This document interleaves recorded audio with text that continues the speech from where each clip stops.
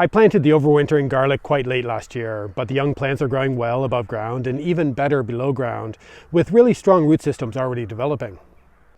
I've explored different aspects of growing garlic in the past, but this year I decided to focus on only growing the 12 varieties that I've been trialing for a few years. I usually cover the overwintering garlic crop, mainly to prevent birds from pulling up the cloves, but also to protect the young plants from the harsher weather. And this year I decided to cover the full bed of garlic in one of the outside gardens with the movable cold frames that I have.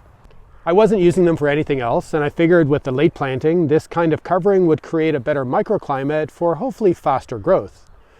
It looks like all the cloves I planted have come up, though I did have to reset a few that I didn't plant deep enough or had planted upside down. Almost all the plants have 2 leaves growing, and some varieties seem a little bit faster with a 3rd or 4th leaf starting to appear. But the plants of one really early variety are much bigger than the others, with 5 or 6 well-developed leaves. I'll probably keep these cold frames on the garlic bed for at least another month to allow all of the garlic plants to become really well established.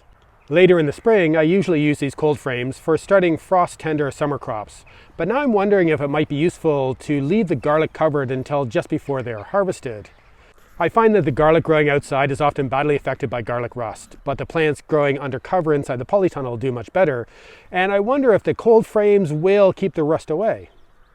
I am tempted to keep these garlic plants covered for most of the season, but that might be a better thing to explore in a proper side-by-side trial next year.